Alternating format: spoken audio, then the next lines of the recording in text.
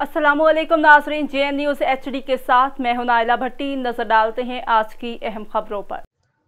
Tendu Adam report Rashid Chauhan. JN news के reporter Rashid Chauhan की report के मुताबिक अंजुमन ताजरान टेंडू आदम के रहनुमाओं सदर मोहम्मद इकबाल भट्टी, फाइनेंस सेक्रेटरी मोहम्मद नौशाद शेख और सिंध ताजरान कमेटी के रहनुमा टेंडू आदम अंजुमन ताजरान के सीनियर नायब सदर हबीब खान बहलम ने जिला सांगड़ में तैनात होने वाले नए SSP बशीर अहमद ब्रोही से उनके ऑफिस सांगड़ में मुलाकात की और उनकी बतौर SSP सांगड़ का चार्ज संभालने पर SSP बशीर अहमद ब्रोही को मुबारकबाद पेश की और SSP सांगड़ बशीर अहमद ब्रोही को अंजुमन ताजरान टेंडू आदम के रहनुमाओं ने टेंडू आदम शहर में जारी project cameras safe city programme के हवाले से ब्रीफिंग दी।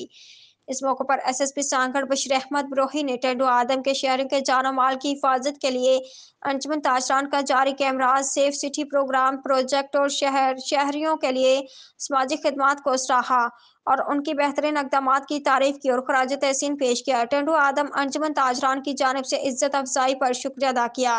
Rashid Chauhan, press reporter, JN news, Tando आदम।